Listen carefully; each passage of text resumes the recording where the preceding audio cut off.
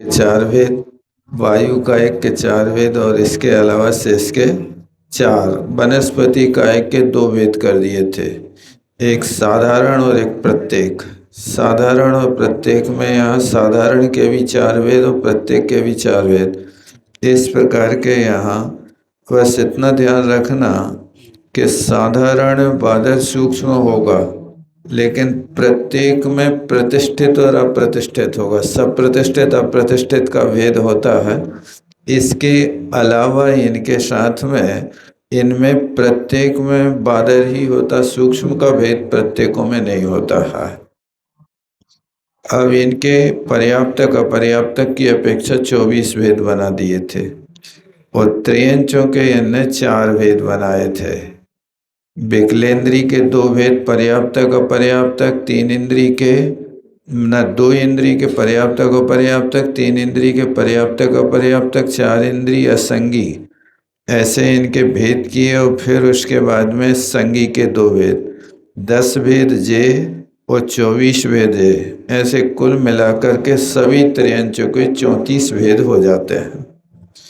इसी 34 भेद की प्रूपणा यहाँ की जा रही है।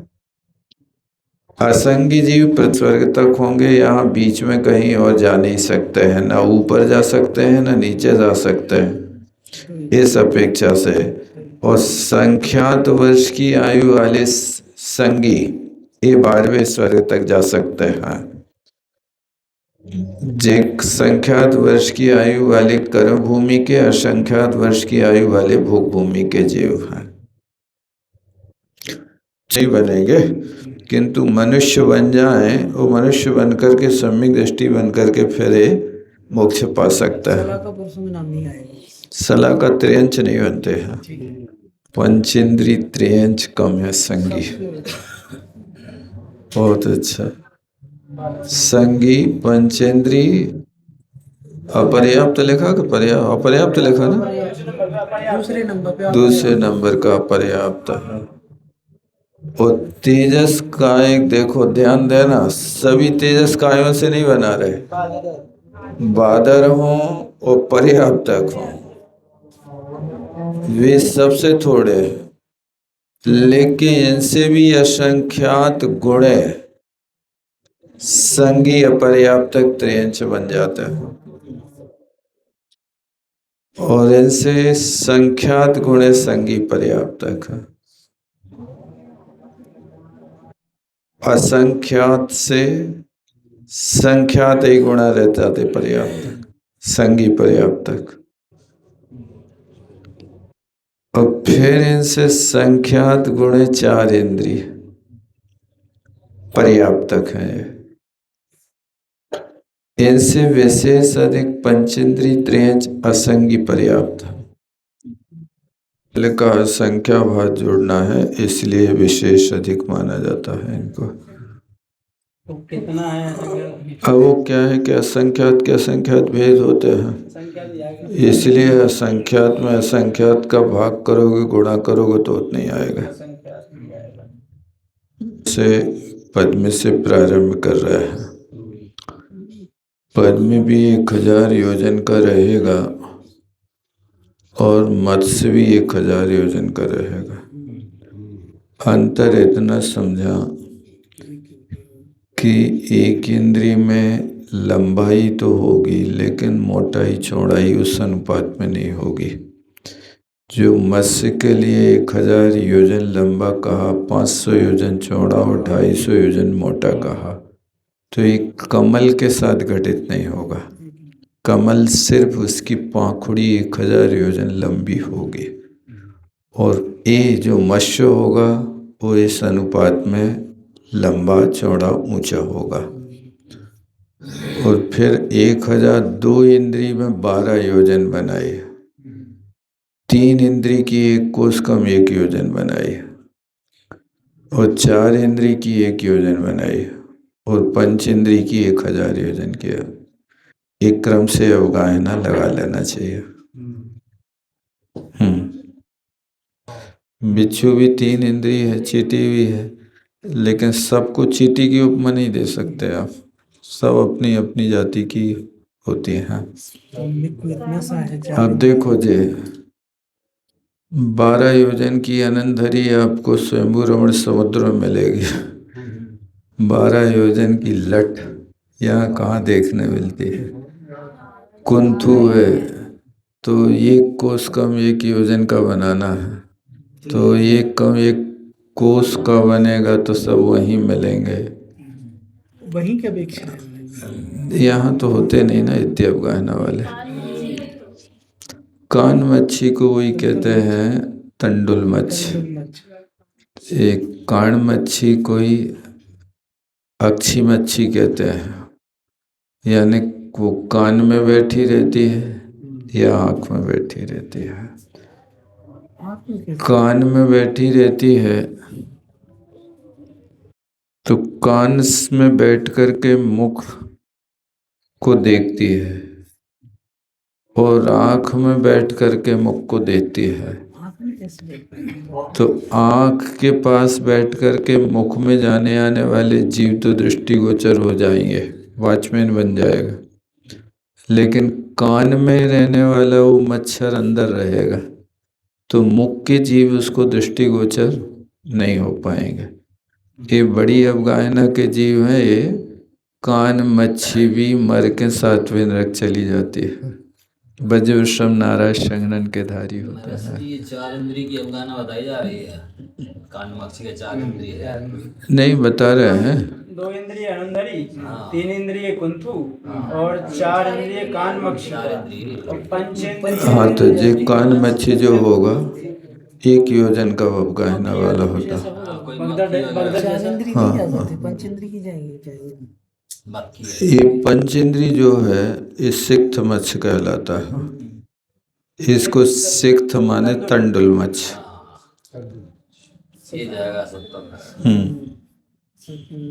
ये क्या योजनों में आंखें रहती। आप बाहुबली भगवान को देखो 57 फुट की प्रतिमा है तो आँख उनकी 2-3 फुट की है, छोटी मोटी है का। उनका पैर 6 फुट का है। तो ये सब चीज़ें होती हैं। उनकी अपेक्षा मतलब 1000 योजन की अवगाहना वालों की अपेक्षा ये चावल के बराबर है, ये कहने का मतलब। मनुष्य भी तो हो सकता है। विदेश क्षेत्र में यहाँ का कोई जीव जाए तो 500 धनुष की अवगाहना वालों के सामने 5 फीट का व्यक्ति जाके बैठेगा तो उनके अनुपात में भी नहीं आ रहा, 1% में भी नहीं आ रहा। 500 धनुष और 5 फीट, हाथ भी नहीं है 5 फीट, 3.5 हाथ रह गया। तो 5 फीट ज़्यादा से ज़्यादा 6 फीट। अब कोई 7-8 फुट का हो जाए तो एक अजूबा बन जाता है। अरे इतना ऊंचा इतना ऊंचा इतना, देखने के लिए लोग उसको सोचने लगते हैं।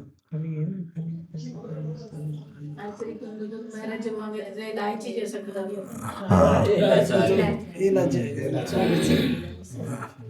कौन आ गया? अभी तो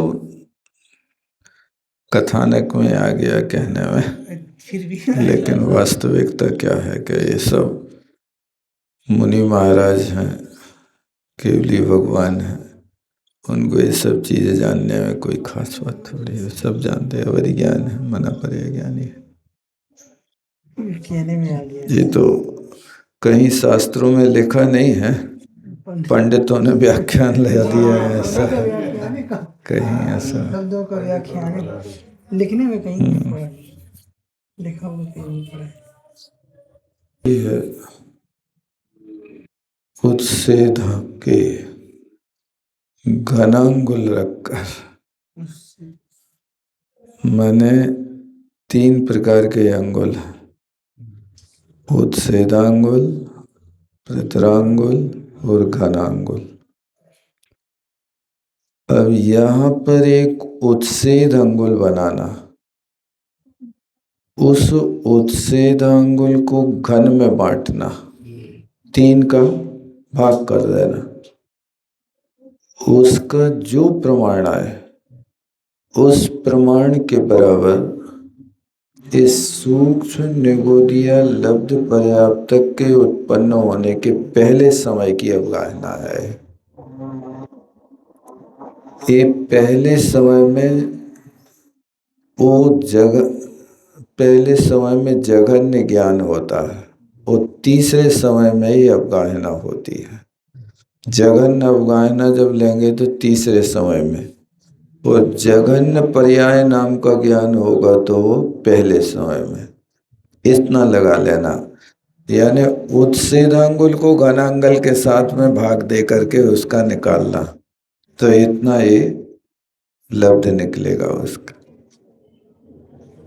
तो कहा जा रहा है उन 64 अवगाहनाओं में ऐसा समझना कि पृथ्वी का एक, जल का एक, अग्नि का एक, वायु का एक, नित्य निगोद, इतर निगोद, और ये भेद इनके एक प्रत्येक वनस्पति है।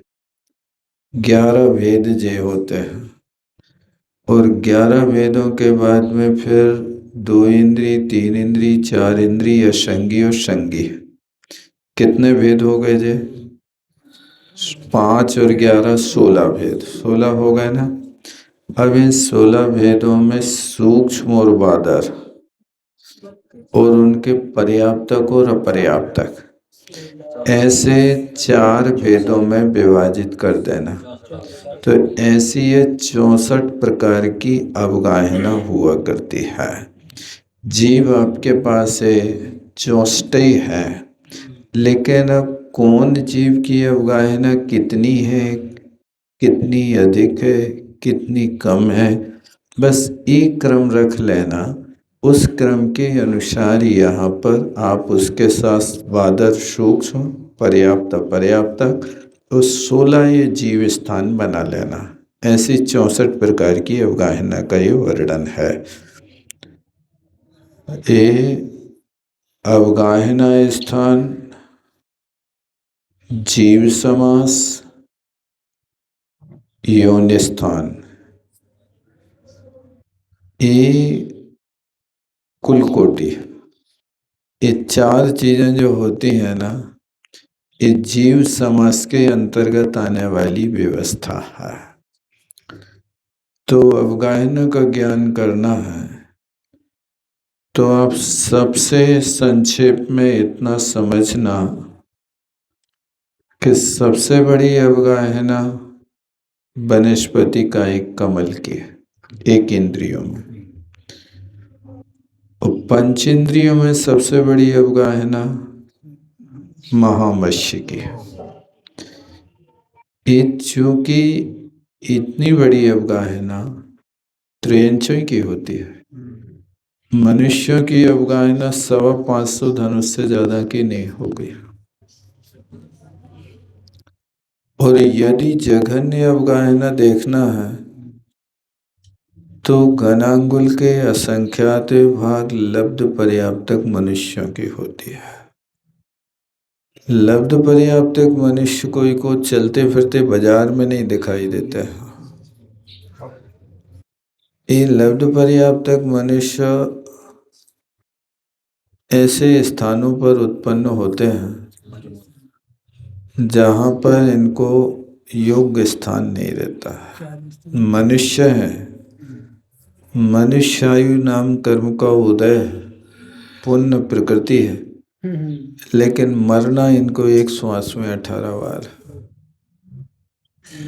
वो अंतर मुहूर्त के काल में वे 8 भव अपने मनुष्य पर्याय के पूरे कर लेता है। तो फिर वहां से जाएंगे तो फिर वो उनका क्रम चलता रहता है। 1 इंद्री, 2 इंद्री, 3 इंद्री, क्रम से उनको आगे बढ़ना है। 6012 भव पृथ्वी का एक करेंगे, 6012 सूक्ष्म के, 6012 बादर के।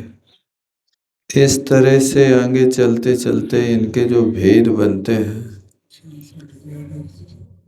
वे 11 स्थानों पे उत्पन्न हो जाते हैं। तो 11 स्थान इनके 6112 6112 का क्रम रहता है। 6012 बार मर गए, अब उनका पृथ्वी से जल में गमन हो गया, या सूक्ष्म से बादल पृथ्वी में गमन हो गया।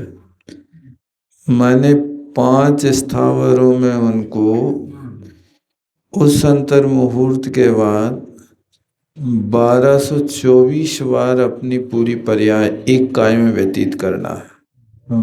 पृथ्वी का एक है, तो पृथ्वी का एक में बादल पृथ्वी का है, सूक्ष्म पृथ्वी का है, और इनमें पर्याप्तक अपर्याप्तक का भेद नहीं होता, ये सब अपर्याप्तक ही होते हैं। तो बादल और सूक्ष्म में 2 में स्थान करा देना, तो ये 6012 अपना इनका भाव पूरा होगा, या तो सूक्ष्म है तो बादल में आ जाएंगे, फिर बादल है तो सूक्ष्म में चले जाएंगे, और फिर इसका क्रम आगे जलकाय में आएगा तो 6012 पूरे करेंगे, फिर सूक्ष्म बादल करा लेना। इस तरह से 1224 भाव एक एक काय में व्यतीत किया, और फिर इसके बाद में 6012 प्रत्येक वनस्पति का किया। ऐसे 11 छक्का 66,132 भाव एक इंद्रियों के पार करके निकल गया। काल इनका अंतरिम मुहूर्त है, अभी इनका काल आगे बढ़ा नहीं।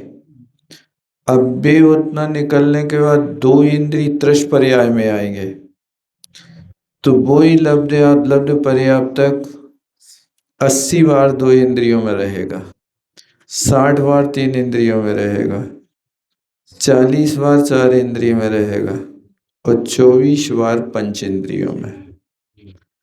24 बार पंच इंद्रियों में रहा तो 8 भाव संगी के, 8 असंगी के, और 8 भाव मनुष्य के। ऐसे 24 भाव पंचेंद्रिय के निकाल देना, तो इन सब का जब जोड़ करेंगे ना, तो ये 66,336 भाव हो गए।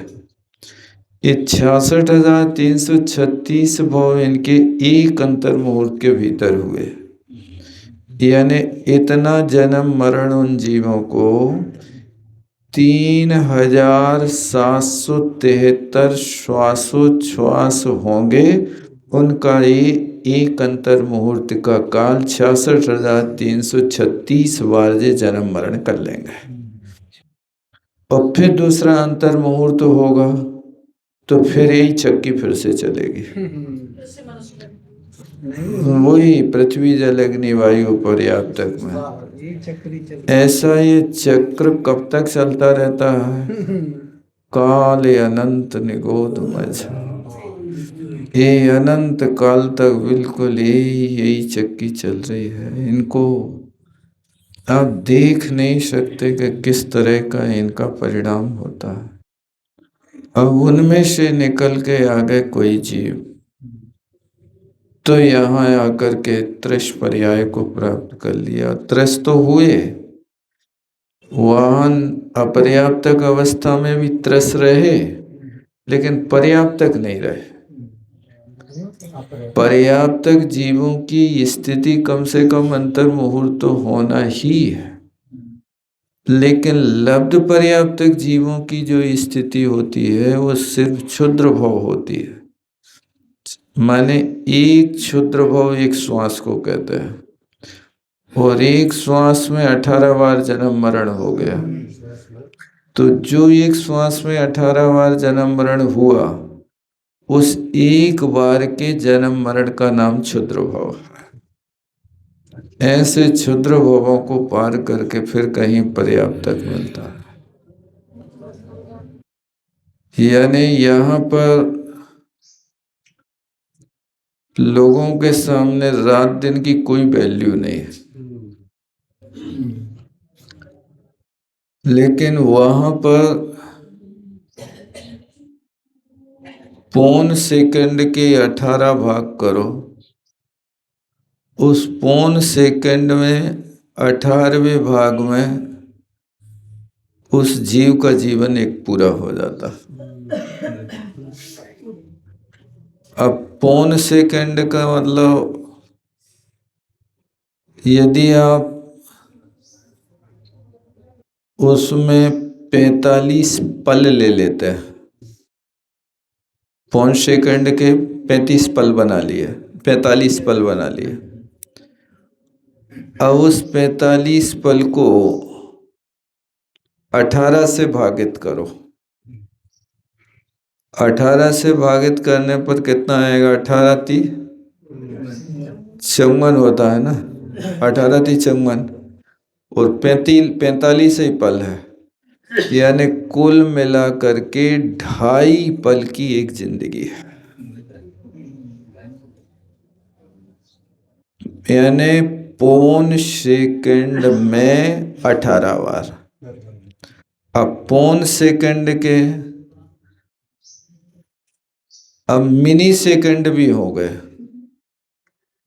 सेकंड का भी मिनी सेकंड, उसके 100। अब 100 मिनी सेकंड में पौन सेकंड माने 75 सेकंड का। 75 सेकंड के पॉइंट में 75 में आया तो 18 × 3 = 54 और 18 × 4 = 72, यानी 4 मिनी सेकंड से कुछ अधिक उस लब्ध पर्याप्तक का जीवन है। अब आप मिनी सेकंड की गिनती करना कि जैसे उसमें 1 2 3 4 ऐसे उखड़ते डूबते आ रहे हैं, आप गिन पा रहे कि नहीं गिन पा रहे उसको? देख तो लोगे आप, लेकिन काउंटिंग नहीं कर पाओगे। जब आप तक 1 कहोगे तब तक उसमें 4-5 मोती खिसक जाएंगे। देखने में 99 हो जाता है। ऐसा ही होता है 1 सेकंड।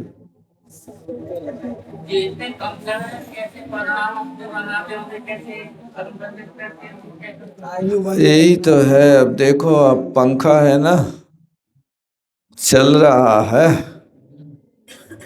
अब पंखा की जगन्य स्पीड 1 नंबर है,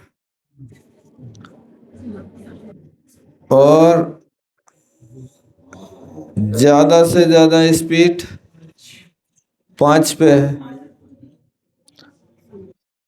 तो आप 1 नंबर पे रहने वाले पंखे को आप 1 सेकंड में देखना कितनी बार घूम रहा है। एक नंबर में दिख जाएगा। 1 नंबर में तो दिख जाएगा ना। अब दूसरे नंबर में करोगे तो उसकी असंख्यात गुणी वृद्धि हो जाएगी, तीसरे में और असंख्यात गुणी, और 5 में तो बिल्कुल आपकी मेट्रो दौड़ेगी, उसको गिन नहीं पाओगे। लेकिन घूम तो रहा है, स्पीड में घूम रहा है, लेकिन जैसे 1 नंबर पर 1 राउंड ले रहा था, ऐसे 5 नंबर में भी 1 राउंड तो ले रहा है, लेकिन उस 5 नंबर की राउंड की स्पीड इतनी है कि तुम्हें पंखे ही नहीं दिख रहे, बस सिर्फ एक चक्री दिख रही है। इसी तरह यहाँ पर भी इन जीवों की चक्री उस 5 नंबर के पंखे से भी ज्यादा होती है। तब जाकर के अंतर मुहूर्त में 3773 श्वासों में उनका जन्म मरण इतना होता है। आगम है केवली गम में है, छद्मस्तों की तो बात है नहीं। और वहां से अपन घूम के आए हैं, ऐसा बात नहीं कि अपरिचित हो। काल अनंत निगोद मझा, 30 पर्याय में तो ज्यादा रह ही नहीं सकते। 30 पर्याय में तो एक सीमित काल है कि उतने समय तक रहो, फिर लौट कर बुद्धू घर का जाओ, ज्यादा नहीं रह सकते। यही तो है, उनकी हमेशा जो गति होती है वो समय में होती है, और समय में होती है तो इनका जो 6012वां भाव होगा ना, उस 6012वें भाव में इनकी ऋजु गति ही होगी, मोड़ा वाली गति नहीं होगी, निष्कुट क्षेत्र में नहीं जाएंगे। ये 6012वें भाव में हर किसी को ऋजु गति में मिलना पड़ेगा, उससे जाना पड़ेगा, तब जाकर के वो काम करेगा वो। इसीलिए जो जघन्य ज्ञान बनाते ना पहले समय में, उसके लिए ये कहते हैं कि जो जीव 6012वें भव में ऋजु गति से गमन करके आया है, उस जीव के उत्पन्न होने के पहले समय में सबसे जघन्य ज्ञान पर्याय नाम का श्रुत ज्ञान होता है। हर किसी को नहीं होता है, और यदि ऋजु गति से नहीं जाएगा तो वो उसका ज्ञान नहीं होगा। फिर